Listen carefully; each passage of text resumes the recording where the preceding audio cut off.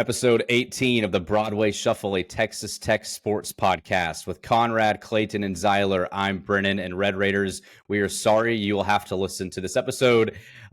Texas Tech is coming off of a 59-35 defeat at the hands of the Baylor Bears. What we thought was going to be a special homecoming week turned into an absolute destruction. So, boys, without further ado, man, how are y'all doing here on this Monday morning coming off that loss? Yeah, not feeling super great. It was a I took my wife to the game. It was our first outing since we had second kiddo, and she didn't even question whether we were going to stay till the end of the game. So me and my 10 closest friends in section whatever, stayed the whole time, and it was a very miserable experience there in the fourth quarter. The fireworks when you're down like 20 plus in the fourth, it's just so funny. Was not a super great time there in the second half. It's reminiscent of the Chase Claypool celebration of first down whenever they were down like 8 on that last drive. Oh, yes, dude. That are fireworks in the fourth quarter. Yeah. Conrad, you were at the game as well. What were your thoughts from inside the Jones on Saturday afternoon? Yeah, well, myself and a good buddy, Will Carpenter, huge fan of the show. We decided to go because we thought he might have won the ticket giveaway, and he did almost win it. But we decided to go prior to that anyway, and I'm not sure. I guess it was worth it, but it was a painful experience. It was not what I was expecting. I did leave at midway through the third quarter because we did have to drive 5 hours back to the Dallas-Fort Worth Metroplex, and so that was tough after that loss, but very disappointed to say the least. I think right after the game, I was pretty angry. Now I'm just depressed and disappointed. But that's why we're having this show tonight, is to air all of our grievances and emotions. Yes, this will be a good therapy session for the Broadway Shuffle, and all of Red Raider Nation is welcome to come and mourn the loss. So, Clayton, what about you, man? Yeah, I've definitely been better. I'm honestly not as mad at this game as I have been at games in the past. I think it was more just funny, and like you could kind of see this coming, even though we all picked Tech to win. But it's just like, this is what Tech does, We're gonna blow a couple games every year. Mm-hmm. So I think I'm just numb to it. The numbness, that's one of the 5 stages of grief for Texas Tech football, I think. And I don't know if you guys seen that movie, The Revenant, with Leonardo DiCaprio, where he gets like mauled by the bear. Have y'all seen that movie? Oh yeah. Yeah, that's what it felt like in Lubbock, Texas for 4 quarters. It was just complete utter just embarrassment. We were getting attacked nonstop. Their offense did whatever they want, and it felt like 2016, 2017, like OU. It felt like Baker Mayfield. I was just getting flashbacks to the defense not being able to touch a receiver or a running back the whole game. It was just quite embarrassing. So, Clayton, I took it a little different, dude. I felt like this was an opportunity to show that you're moving past the trend of what Texas Tech has typically done in the last 10 years, and that we thought we might actually start 4-0 in conference, get Baylor at home.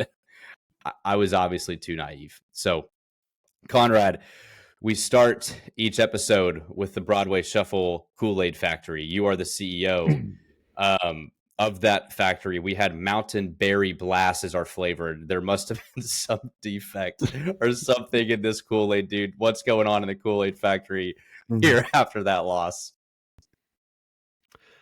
Well, I believe it was 11 p.m. or so on Saturday night that I was called into an emergency board meeting with our board members, Brennan Baxter, Zyler Buchanan, and Clayton Anderson. It was not a meeting that we were expecting to have. It wasn't on the calendar. Typically, we meet once a month, but I was called into this meeting and informed that the board of directors, and I concur with their decision, had decided to halt production by 50% after that embarrassing performance on Saturday. So we stopped half the production of the factory. We laid off 50% of the workforce, and we reduced production significantly, because after that we were not really sure what we're going to do in the future. I had numerous people texting me, emailing me, calling me, asking for refunds. My brother, who went to Texas A&M, even asked for a refund for his Kool-Aid that he purchased. And so I told him to go to the sales manager, and I couldn't help him. So it's a tough time for us right now. This week we will be operating at reduced capacity because financially we just can't sustain where we were because of the performance we put out there on the field on Saturday. Conrad, as CEO, what kind of punishment are you going to have to endure for putting out such a crappy product? I mean, I kind of put this all on you. Yeah. You know, it's. I thought these conversations were going to stay private, but I guess we're going to have them publicly. Yeah, you know, my punishment, in the spirit of Baylor, the Baylor Bears and Mountain Berry Blast, I've been doing bear crawls for the past 2 hours before this episode, just to punish myself physically, financially. My stock options that I had have diminished quite significantly, and so I'm hurting. I'm feeling it. I won't sleep tonight. I won't sleep all week until we announce the next flavor on Thursday morning. So it's a tough time for me and my family right now after all that Kool-Aid, the Mountain Berry Blast, but it was defective, and we do take full responsibility for that at the Broadway Shuffle. You're just not getting refunds because we got to keep the lights on. When you said punishment in the spirit of Baylor football, I was really concerned where that was about to go. But I'm glad it was. I'm glad you're doing what you're doing and not what they usually do. So, well, we don't want to talk about what Baylor football we don't have to go does. There. Yeah, we won't go there. That's basically the only thing we can say to them after yesterday, anyway. What do we think it is? Like Baylor, Conrad, you have a great disdain for Baylor. We really felt all four of us picked Tech to win. Why is this happening against the Baylor Bears at home? I mean, this is now 2 straight home games. They have come into Lubbock and killed you. What do we think? If you could pin it down to one thing, what would it be? I've got one. It rhymes with gay McFrey. Oh man, let's have serious discussion. It's tough. I mean, Baylor is a school that they've been good at football. You know, in the past, they've been actually really terrible for most of their existence. But in the past decade or so, they've actually had some really good years. Won Big 12 championships, played in Big 12 title games. So I don't really know why they seem to come into Lubbock and not only beat you. It's one thing if you lose, like that's one thing. It's another thing that you've lost dreadfully the last 2 times you've played them. So I don't know. I don't think I can put it on anything. It just seems like they've had our number at home, and we got them last year in Waco, but we better figure it out fast, because I'm really not liking having to deal with some of the people I've gotten text with and made fun of because of what happened yesterday. So we better figure it out at some point. Yeah, Clayton. Yeah, I don't know, man. I feel like as long as Aranda is the coach of Baylor, these games will probably be close. Or I know none of the games so far have been close, but I mean, like, the series will be close. I feel like even if Baylor is substantially worse than us, they'll probably play us pretty well. If we're worse than them, I could see us, just because they know our staff so well and we know theirs. So I don't know. I feel like that's just kind of how it's going to go with Baylor. Yeah, it's tough. Z, what was it like in the Jones when Todd scored to make it 24-21? Watching it, it still felt like the vibe in there wasn't very energetic. Did y'all get that sense being in there? I mean, were people nervous kind of when it was 17-7? Did it feel like we're going to lose this game? Yeah, when they scored at the last play of the second half, it was like, oh my gosh, like that's such a crucial play. Like if they don't get that, it's... you felt a lot better. After Taj scored, though, I was, the buddies that I was sitting with, they had gone up to talk with a friend, and I texted them. I was like, dude, don't come back. Like the vibes have shifted. Like whatever you did worked, like stay up there. And then they immediately reeled off like a bunch of points. And I was like, you can come back down now. I don't know. I still believe, because you got to stop. It would have been different if you would have just scored on the first drive, and then they came out and just kept scoring. But it's like, okay, our defense kind of figured it out. Maybe we made some adjustments. I thought the energy was still pretty good after that. But when Barron threw the pick, that's when it was like, oh, dude, like this is not going to end well. I've seen this story. Yeah. Yeah. Or Conrad, go ahead.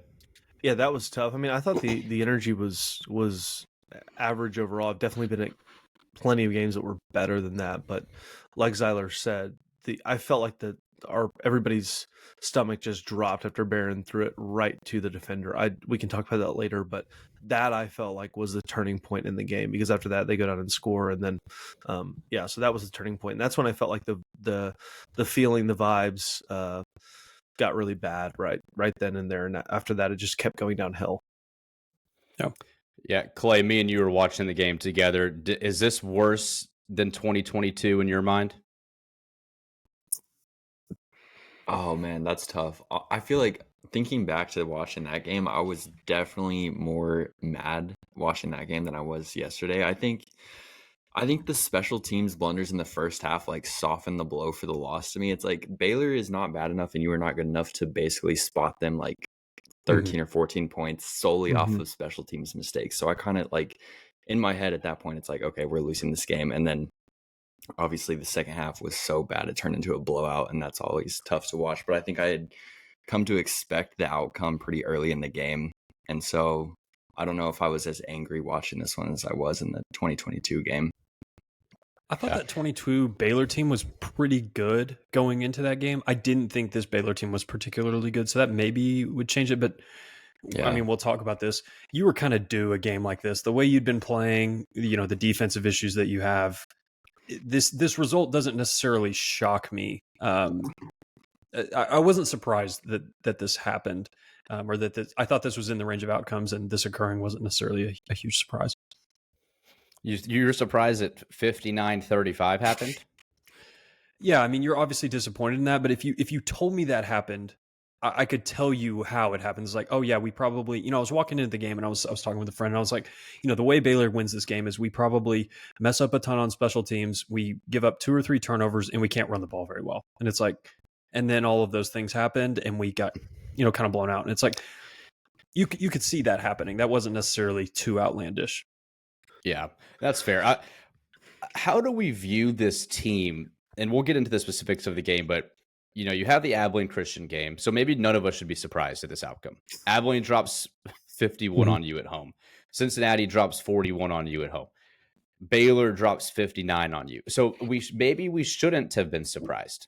But for some reason, the team then reels off 4 in a row, and we start getting this idea of like, we're 3-0 in conference. We get an 0-3 Baylor at home. We're going to win all of us. Our score predictions were relatively low, 31-21, 20s, you know, in the 20s, and they reel off 59 points.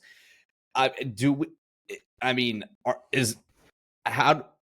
are we is the question 7 games in. Are we the Abilene Christian Baylor team, or are we the team that found a way to win 4 in a row?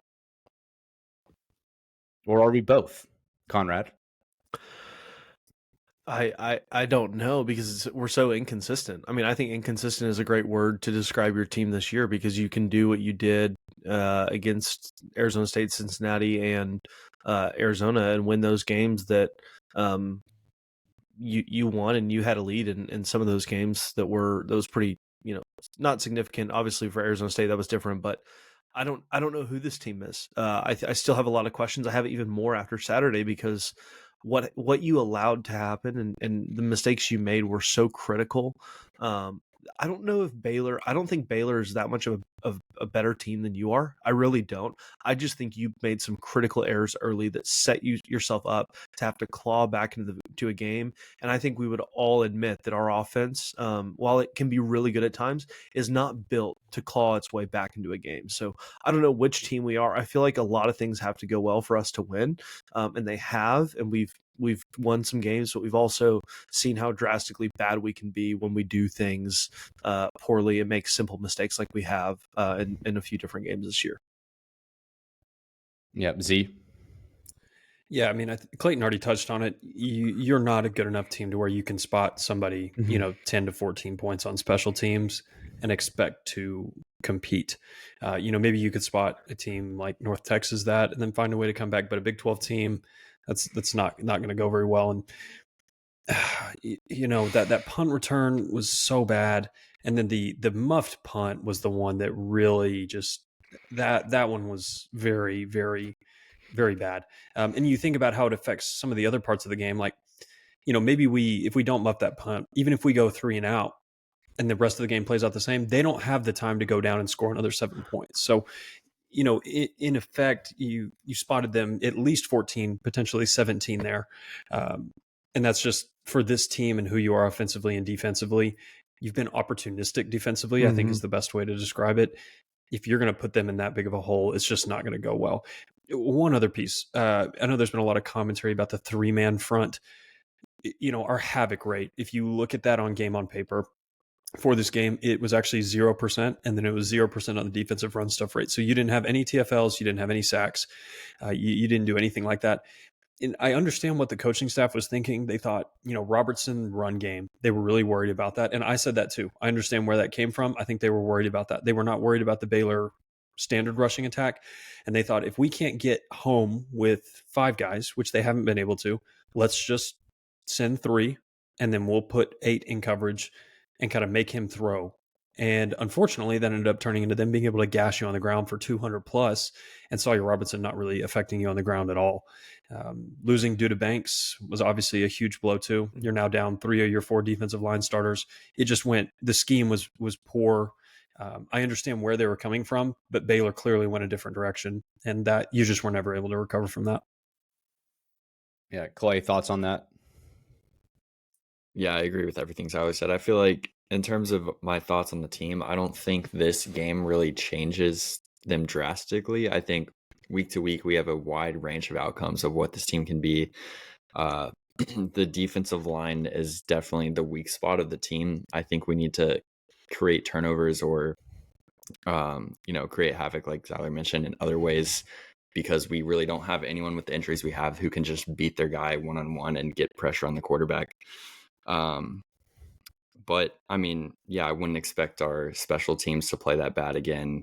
I think our offense played bad, but they did some good things. I think we had a shot to get back in the game. Like towards the end of the first half, we went down, scored, and then we let them drive the field, score again. And then, like Zyler already mentioned, we stopped them, we score again, and then next possession they score. And I don't think we stopped them another time after that. Actually, I think they scored in the last 5 drives. So it's just frustrating to see that, but I don't think my view, like I never thought that we were really on the same level as like Iowa State or Kansas State, even though I did think we had a shot to make it to Arlington, but I view this as a notch below, and I still think that's the case. Yeah, and you're even seeing teams, to bring up Iowa State, they should have lost to UCF at home on Saturday night, and UCF hasn't had a great season in the Big 12 either. So anybody is beatable in this conference week to week. I think we've seen that. Houston can go into Fort Worth and beat TCU. TCU can go on the road and beat Utah. Oklahoma State could have gone and beat BYU on the road, and we'll get into all the Big 12 scenarios and games later, but no one is just going to go in and be a guaranteed lock to win that game. There's surprises all over this conference, which gives you hope, but also gives you a lot of concern, because you could go 9-3, 8-4. You could also maybe go 6-6, 5-7.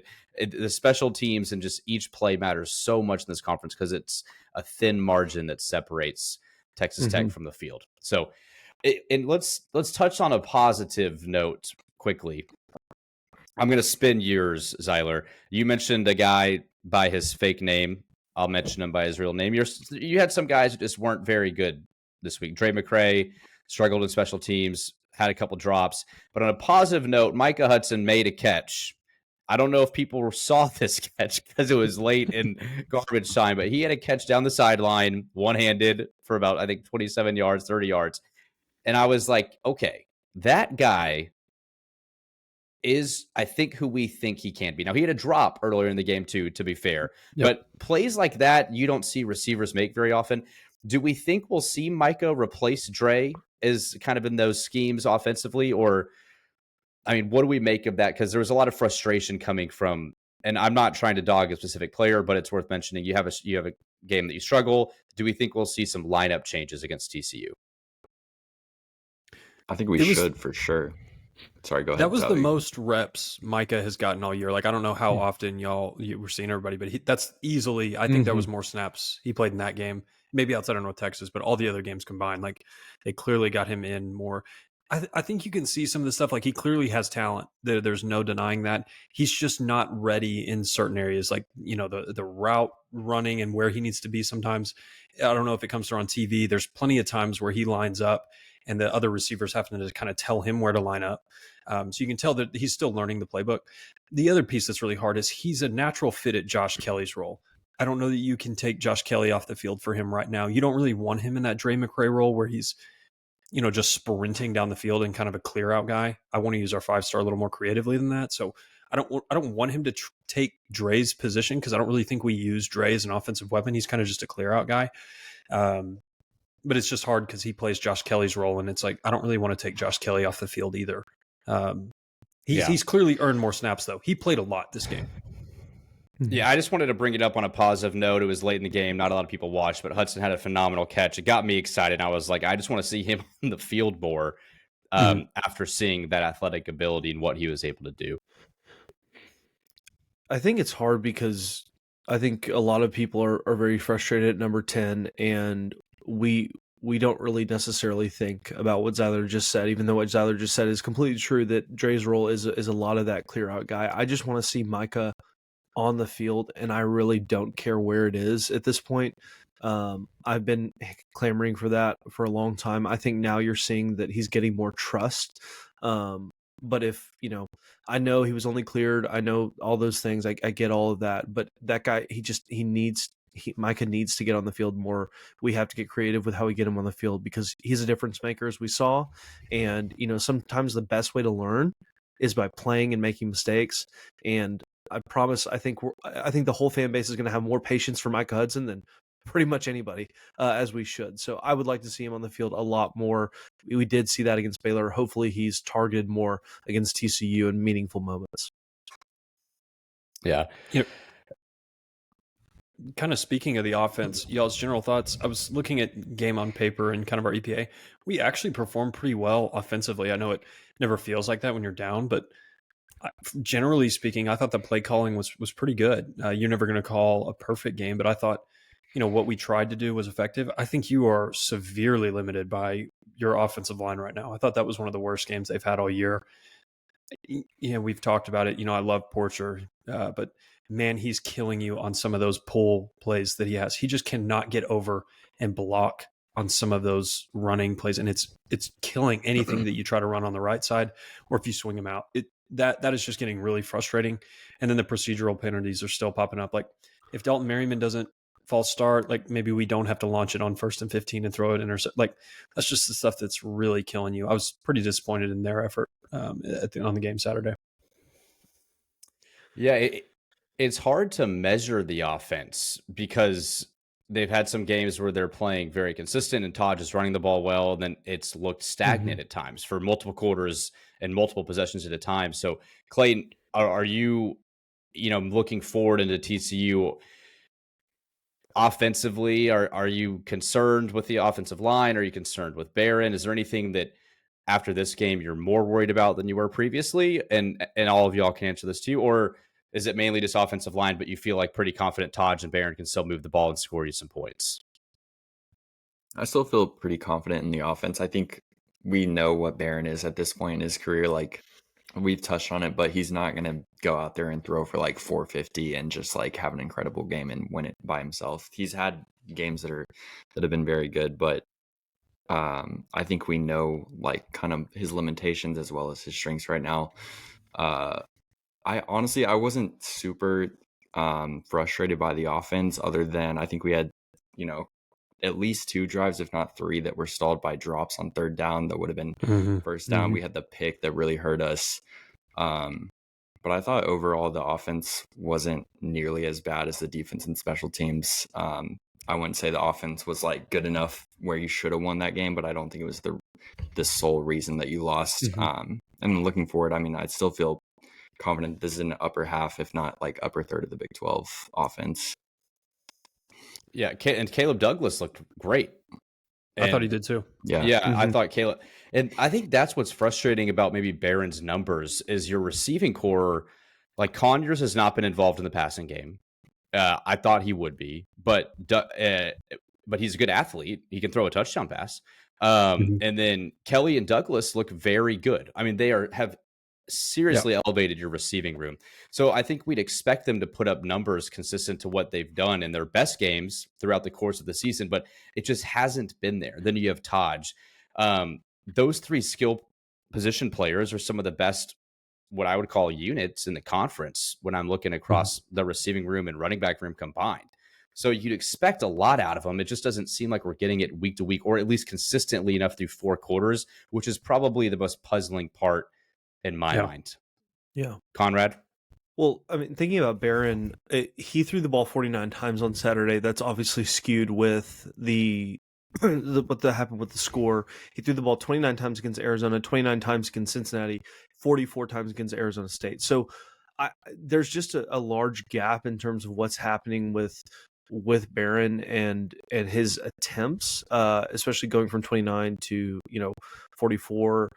It's interesting to me because you would think that your offense would improve drastically with those pieces, and I think it has. But I think we try and force the ball to Taj a lot, as opposed to just airing it out. Because I remember I think it was late second quarter where Barron threw those 2 strikes downfield to Douglas on those park routes.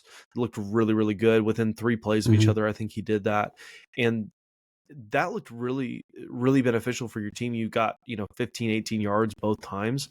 But with Barron, it feels like almost he's throwing the ball so short so many times because of our offensive line limitations, or he's handing it off to Taj and Taj is getting stuffed, or Taj is making a crazy run like he did to get us a touchdown. But I'm not sure that we've seen a version of Barron that is solely putting things on his shoulders and allowing him to kind of go out there and win the game, except for Washington State. We know how that went, but that's not having Taj. So I'm not trying to say I think Barron's a very good quarterback. I've mentioned that before plenty of times, but I'm not. It's weird seeing how much we force the ball to Taj, and rightfully so. You should, but I almost wonder if it's too much at times. Z? Is that too outlandish or a bad take? I don't know. I mean, I feel like we really do force it to him, and I know Joey wants him to get this record, and I want him to get the record too, but I don't want that to be an impact on our offensive game plan. Well, and Z, this is where my confusion comes in, because I know that Taj is one of the best and most physical backs in the conference, but if a game plan or Baylor requires you to throw the ball, it's like, is Barron not capable? Is it the offensive line? Because your receiving core seems to be capable of going and putting up massive numbers and catching 30 plus yard passes and, running deep routes and making plays over smaller cornerbacks.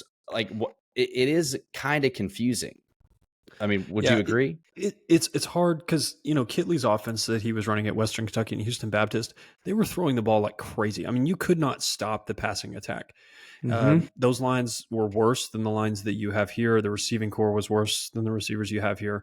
I'm not saying it's Barron's fault, but I know he's capable of scheming up really good pass plays. I mean, a really good pass scheme. I don't know. I don't want to spend a ton of time on the offense because I just think it is what it is. I had a take, and you tell me if you disagree, but Barron to me right now, and I mean this as a compliment, he's like the Dak Prescott of the Big 12. Like, I don't know that you could win a Big 12 championship with him, but if you replaced him with somebody, very good chance that he's going to be worse than whoever you replace him with. Like, he's good. He's really good. I think he's probably clearly top 7, top 6-ish in the Big 12, somewhere in there. But it's just like, I don't know that you could ever make the case for top 3 or like guy that really, really elevates your team. And that's not a knock. I mean, you got to be really good to be a top 6, 7 quarterback in this conference. But we've said it all year. He's just not in the way that we're calling plays right now, or either limitations that he have. He just doesn't elevate or say, wow, dude, that performance, he put the team on his back and won the game. We just haven't seen that yet. Yeah. I agree. But I think he's shown he can make the throws, though. I think he has shown that. I mean, I think he showed that even yesterday. A little bit. Not that he didn't make mistakes, but I think he showed you he's got the arm to make the throws. And maybe I'm wrong there. Clay. No, I agree. I mean, I think he for sure has the physical tools to be a top 2 to 3 quarterback in the Big 12. I think the limitations with him come in like on his processing and getting through his reads. And I don't know, I think that's a tough skill to get better at. And also to go back to Kitley, I feel like, Zyler, you're right about his old passing attacks seem to be they were way better than what we've been since he's been here. And I feel like his skill set as an OC is to create an offense that is super heavy on the pass. And we have, Taj, one of the best running backs in the country. And I think we had Sir Roderick when Kitley first got here. So he's having to like kind of branch out from something that he hasn't done in the past as an OC. And I don't know if that's his strength, even though our run game has been very good. I don't know. Maybe it's like the balancing of handing it to Taj 30 times with, finding the pass plays and not spamming screen passes because our offensive line is so bad. I don't know. That's just a thought that. To Kitley's credit, though, I think this is the best he's called plays since he's been here. In my mind, this has been the least amount of like, that was a terrible play call. It's always like, how can we not block one guy with 3 dudes and the play gets, something like that. It's like, dude, I don't really blame the coordinator for that. Yeah, agreed. Also, one more thing real quick, Brennan. I saw that we're towards the top of the FBS in drops and yards lost to drops. So, I mean, you can't blame that on Kitley or Barron. Yep. Yeah, I think you're like top 5 in yards lost. Yeah, and that's surprising too, because we do think this receiving core is very good, but you are running into Caleb's dropped some key passes, Kelly's dropped some key passes. They've made great plays for you, and they're definitely better than your core from last year, but they've still struggled in that area, which is a little surprising too. So, I wanted to ask you all one more question before we move on, just because we have to. It's clickbait material, but worst loss in Joey's tenure, yes or no? I think clearly no. Yeah, I think no. I mean, I keep seeing this. I saw this a bunch on social media. People like, wow, this is the most embarrassing. This is the worst loss. Like, was everyone in a coma for the Wyoming loss? That loss was a million times worse than yesterday. 100%. That loss was worse. Yeah, I agree. Yeah, absolutely. Yeah, it's like, to me, I mean, I don't understand why people are freaking out to the extent they are. Conrad, go ahead. Sorry. Well, I mean, we're media members, as we've alluded to, so we kind of fall into this with our episode titles and stuff like that. But there are some people on Texas Tech Twitter that they literally rage and say the exact same thing every single time we lose a game like this, and it's just like, goodness gracious. It's like, Donald Trump says the same stuff all the time and gets a rise out of people. And these tech people on Twitter say the exact same things all the time and they get a rise out of people. It's like, man, we've got a lot of Donald Trumps on Texas Tech Twitter. It's kind of annoying, but I guess that's just what it is. You got to do clickbait that way. So it's, it's kind of, where's Kamala? Yeah. It's election season. We need them all here. Come on. Yeah. I mean, dude, if it, just to kind of spin it back as we transition, you are 5-2 and you're in your 3-1 conference. Like, if you would have given that to me in August, I'm signing up. It doesn't matter how we go. I would have thought the loss would be to Arizona probably preseason, but I would take it. And so you were still going into Fort Worth on Saturday against a team that you can beat. It looks to be more difficult than it might have been previously, but you can beat them. And if you beat them, you are playing Iowa State November 2nd for first place in the conference for a game in November. You're taking that any day of the week as a Red Raider. Conrad, to your point, we have no reason to think we should win every game every week. Our program has not been in that position outside of, honestly, one season in the last 25, 30 years. So I don't get the big deal anyways. Clayton, I'm kind of with you. This is not that embarrassing to me. It sucks it happened at home, but what you want to get out of your season is still there, assuming you win in Fort Worth. So kind of relax. The Aaron Rodgers, like, relax. It's every team is experiencing this season. I mean, Alabama lost to Vanderbilt. Like, teams are losing to teams at home, Tennessee, on the road, and Tennessee, but like, you're seeing this happen. So chill. If we lose against TCU, talk to me then. But if we beat TCU, the hype train and the Kool-Aid going into Ames is going to be back up. So maybe it's one game. It's a flawed. Maybe we'll see. You're the CEO. You get to make the decision. But it's a flawed team, but they play hard. I think that was the most disappointing thing to finish this little rant is we just didn't come out ready to go. And we have seen that a couple times. I don't know if it's ego. I don't know if it's a bye week and guys were able to go do what they want or hang out or, not be focused, whatever it is. You just didn't come out ready. And if you take care of the little things and you're ready to go, some of these problems will get solved. That to me was the most disappointing thing. You fix that Saturday in Fort Worth, you got a good chance to win. Well said. Agreed. I think that's one of the most frustrating things of the McGuire era is like there are these games that pop up where it's like one side of the ball or special teams in this case will just be completely not ready to play. And it just tanks your chances of winning in the first quarter. And that's happened multiple times in the last couple of years. It's so frustrating. Yeah, and that feels like coaching, but I'm not blaming Joey for that. It just feels like whether it's scheme, whether it's just the players not buying into the messaging, I'm not sure. But yeah, you have to have all three phases pretty much, at least from a schematic standpoint and a coaching standpoint, pretty solid, because your talent level just isn't there to go make up for some of those errors. Mm-hmm. Are we going to transition and talk about the defense? I know we spent some time, but I think we've got to talk about that. To me, is the most concerning unit long term, because 6 games, or what are we now, 7 games in, you kind of are who you are. Yeah. And I don't know if people I texted you guys this because I thought I saw him come in. Did y'all see that we put a tight end in at defensive end? Like, yeah, that's how desperate we are right now. John Carlos Miller was getting defensive end snaps for you.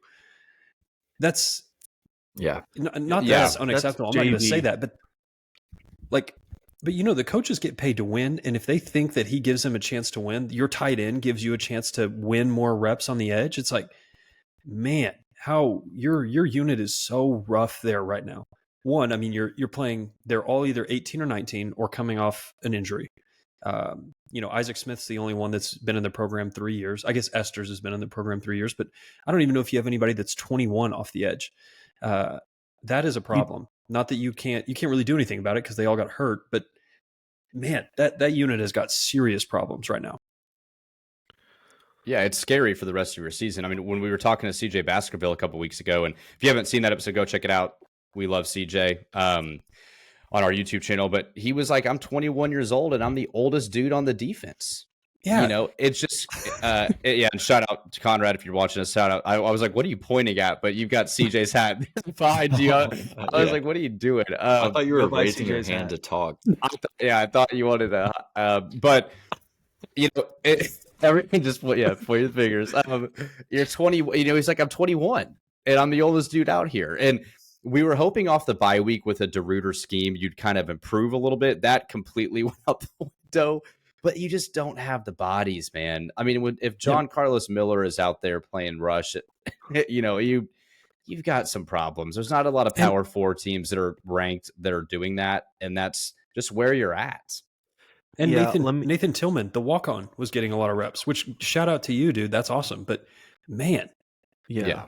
Well, let me ask, I wonder for our listeners in the comments, let us know below, if you had to choose one of us, Conrad, Clayton, Brennan, or Zyler, to go play defensive end for Texas Tech right now, tell us who it would be in the comments. I would love to know your answer. We're all pretty short, slow white guys, so we probably won't do much. But we'd love to know what you think. Dude, I could go right under some legs, dude. They wouldn't even see me. I could walk under some of those offensive linemen. They'd have no idea where I was. I wouldn't be able to tackle anybody. You know what I mean? But I've called that a lot. Yeah. But if it was two-touch football, man, I'd get to the quarterback all day. They'd have no idea where I'm coming from. But yeah, Z, to your point too. I mean, Colorado looks concerning for me now. I mean, offensively, I'm terrified for that game. But there's still, and watching Iowa State against UCF, they were creating havoc on Rocco, and that dude was just escaping. He was finding receivers. I love Rocco. He is just he is a gamer. He is a gamer. Like, if you had to define what a gamer as a quarterback is, I think it's Rocco. That dude is tough. But at the same time, I do feel like what you did against Arizona, who does look awful.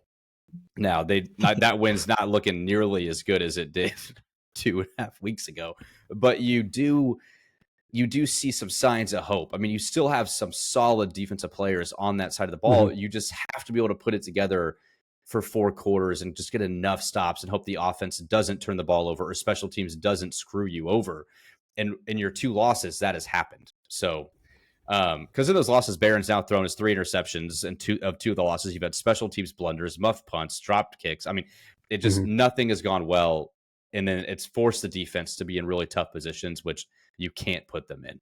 So, you have to set them up well. You have to. Yep. As a positive, I thought your secondary looked fine. I didn't think that was the unit after ACU. I was like, oh dear Lord, this is going to be a serious problem. I thought Lux looked good. I mean, they targeted him a little bit in the first quarter, and then after that, they're like, yeah, we're not throwing this guy's way. You had that one blown coverage where they threw a touchdown to Hal Presley that was disappointing. But the touchdown at the end of the second half, I mean, Robertson threw a laser beam. I mean, that was you just kind of tip your cap. That was a great throw. I thought the defense was in a good spot. But I didn't think the secondary played well. I do think Roberts continues to get exposed in zone coverage whenever they target the middle of the field. That just continues to be a problem. He's great in the run, but he does, the lateral movement's not quite there for him. Yeah. I honestly wanted to just skip the defense completely. I wanted to see if we could get through the whole episode without mentioning them. You had to transition us there. I was just let's forget about it, but no worries. Clayton, any final thoughts on the defense?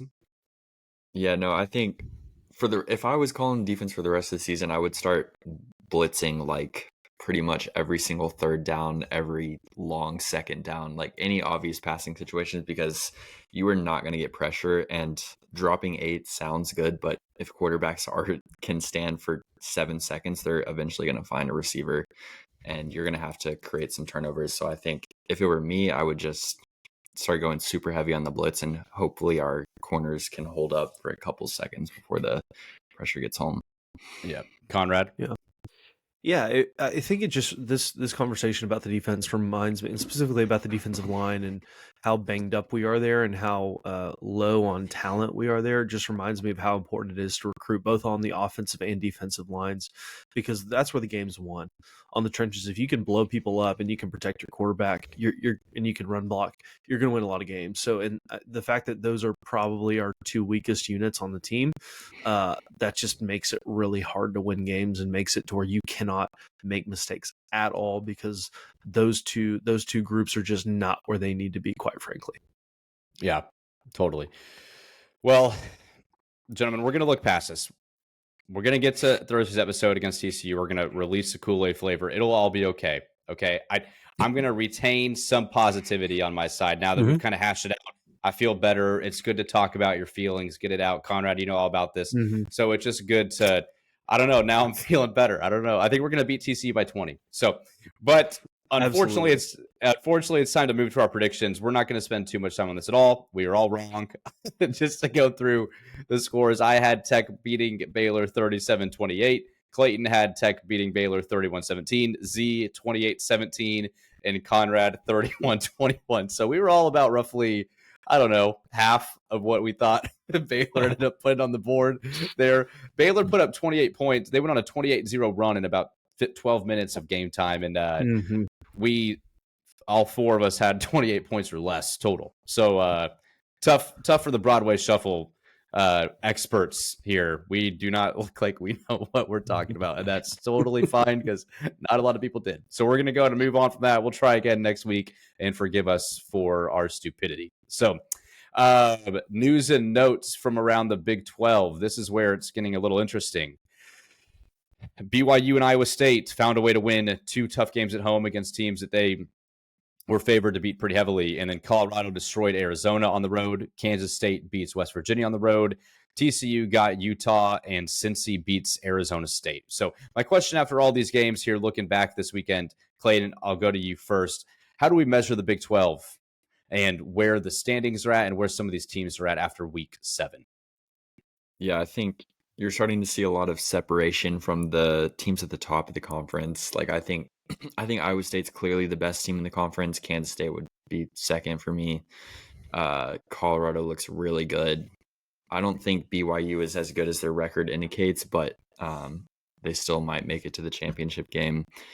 And then at the bottom of the conference, I think there's some teams that could really fall apart over the course of the next few weeks, specifically Oklahoma State and West Virginia. Those 2 teams seem like ticking time bombs. I'm hoping by the time we play West Virginia that they will all have given up and Neil Brown will be accepting his fate. West Virginia, so Wyatt Millum and that speedy little running back they have, and then Garrett Green all went out with injuries. Their left tackle is really good. He will be the best left tackle on your schedule. So him, I hope he's healthy. I hope he gets to play in every game except one this season. And Garrett Green being, they potentially lost some really good players in that game, another 3 and 4. So Neil Brown's seat is scalding hot. Yeah. Z, any other thoughts from the games too? I mean, Colorado took care of business against Arizona. You had anything BYU, Iowa State look impressive to you, or what are your kind of overall feelings?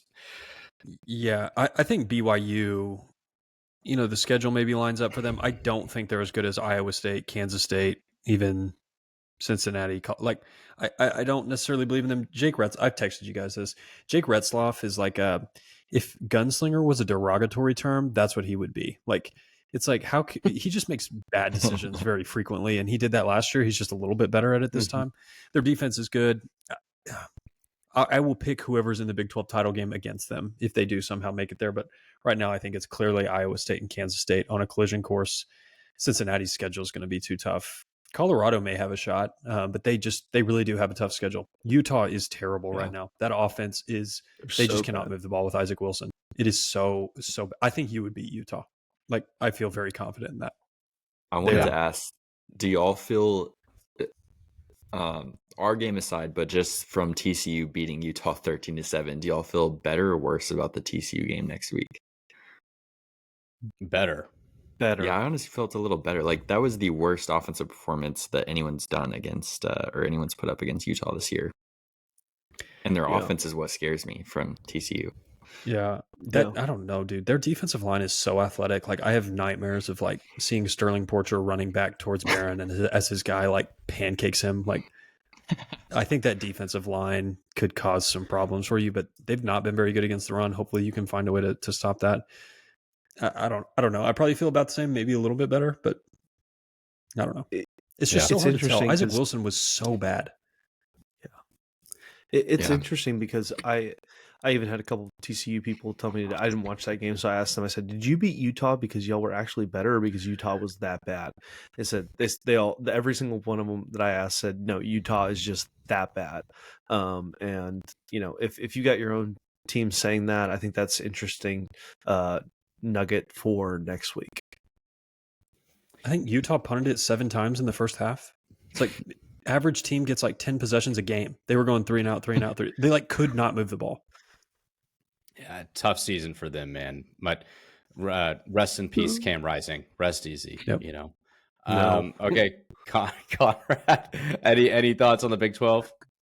Yeah, I think it's a conference that shows. I mean, college football as a whole this year, it showed you how. I don't know. We'll have this conversation in another episode, but the range of outcomes for everything just seem so different, and the Big 12 is a classic example of that, because I do think you could have a lot of teams, maybe not the bottom 4 teams in the Big 12, but other than that, anybody else can beat anybody, and it wouldn't really surprise me all that much, because this conference is so close together in terms of talent, that makes it more fun, but it also makes it more unpredictable, as we saw on Saturday. So I think that'll be something interesting to watch, and I think you'll see more upsets happen as you've seen throughout this entire year so far.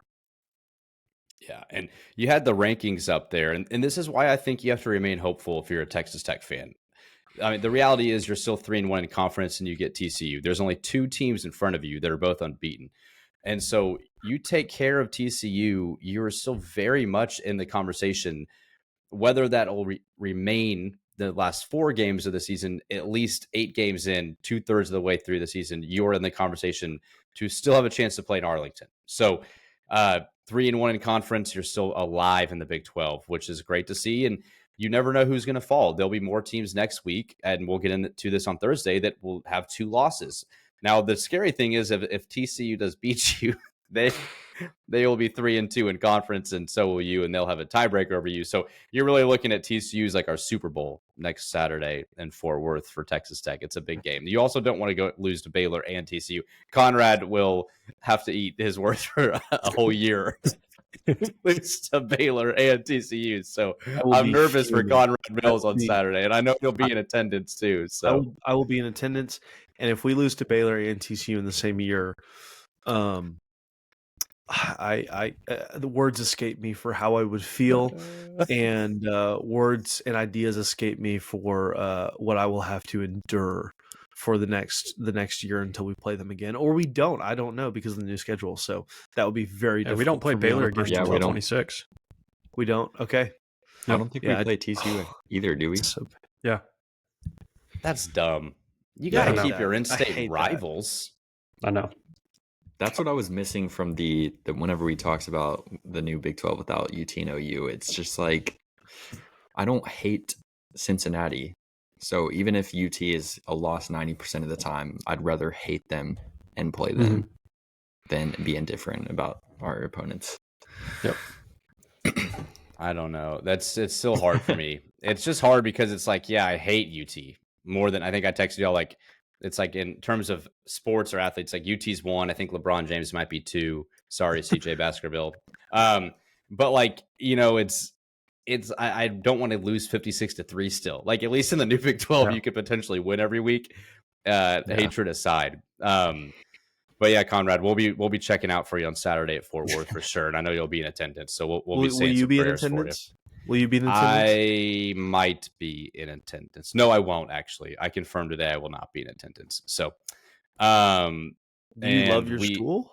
I love my school, but I just will not be able to make it to Fort Worth on Saturday. So, all right, well, let's move to our Tommy Tuberville of the week. We like to close out our Monday episode, our reaction episodes with the Tommy Tuberville of the weekend, which, if you have not heard this before, is our fraudulent of the week. Zyler came up with the great idea to release a fraud, and there's a new graphic we came up with. And oh yeah, we also have a guy named Aaron Johnson who has come in and do all of our graphics and thumbnails for us. So shout out to Aaron. I meant to do this at the beginning of the show. I completely forgot. We're looking forward. Aaron's going to be putting together a lot of fun stuff for us, and that we had him. He created this in about 2 seconds for us just to kind of get something on air. So the Broadway Shuffle podcast, Tommy Tuberville of the week. Your fraud of the week is what we like to call Tommy Tuberville. So Zyler, who is your Tommy Tuberville of the week? You know, I was really looking forward to this. If we would have beat Baylor, it was going to be really sick kind of leading into the game, but unfortunately we didn't. Regardless, the Tommy Tuberville of the week for me is Jeremiah Donati, the TCU athletic director. Every single year, it doesn't matter what the sport, they will sell single game tickets at home to every single game except the Texas Tech game, because they know that we have more fans than them in Fort Worth and that we will fill up the stadium. Once again, they did it this year. But there were plenty of faithful Red Raiders who just spammed the promo code till they found the code that worked. So they did find the single game code, and we were able to buy a bunch of tickets. I don't know that it'll make a huge effect. I bet we only got 200 to 300 before they shut it all down. But Jeremiah Donati, you are my fraud of the week because you can't elevate a fan base to fill your own stadium. Love it. And Conrad Mills is one of those fans that got his seat off of it. So. I used that code. I got 2 seats, and they were only AG. Yeah, TCU AG, baby. If it still works, go get your tickets. I got 2 seats. I got 2 seats for $74 a piece, which was way less than what they were going for on SeatGeek. So I was over the moon.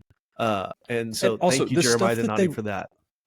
The stuff that they will do, it's like you can pretend to be a teacher and like call and ask for group ticket pricing and like say, oh yeah, only these 2 days work. And they will not sell you any tickets to the Tech game.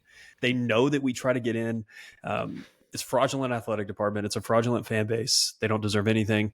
TCU hate week's coming. And Jeremiah, you're on my list. So I love it. I love that. Conrad.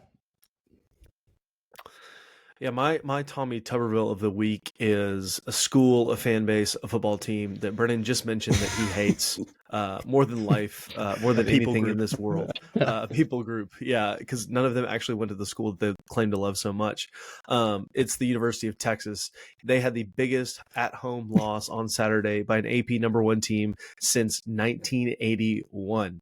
Welcome to the SEC, Texas. I'm not saying we could have done better. I'm just saying you lost the biggest margin by an AP number 1 team at home since 1981 to the University of Georgia. You also threw a little hissy fit like crybabies and threw a bunch of water bottles on the field because there was a call you didn't like. You guys got mad at us last year for throwing one uno water bottle on the field, and you threw hundreds. So the University of Texas, you are my Tommy Tuberville of the week. Very good. Yeah, good boy. Good, good boy. Good point. And dude, I want to have an episode where we go through maybe in the offseason, like that whole segment of the refs like changing the call. I did not know you could do that. Like I know they That's met, You but can't do it. shocking to me. Like I know they might they have gotten paid it 'em. right. Yeah, it was just baffling to watch, and we got to get into officiating and calls at some point because that was just. If that was happening to me, like that was Zyler, what'd you say? Like things that would never happen to Texas Tech, That would 10,000, please, or what never was happen. your? Yeah, I'll take it. It's the Jeopardy answer. It's like I'll take things that would never happen to Texas Tech for 10,000. Like that would be 2 unsportsmanlike penalties. Do you remember when they moved our Joey entire student McGuire section would out of get a shot. section? Yeah, Yeah, like we threw some stuff at a game and they cleared out an entire student section, and like that fan base just gets to stay. Like it was ridiculous. Which, listen, we throw stuff on the field every game, but yeah, Conrad's point about, they were talking about the reason we won't play in Lubbock anymore is because of player safety, because a water bottle was thrown on the court. Like, cry me a river, dude. That was ridiculous. yeah, I hate them. Like literally, there's this disdain in my body for UT. I hate Austin. I hate it. I hate UT. Like I don't get me started. Clayton, who's your Tommy Tuberville of the week?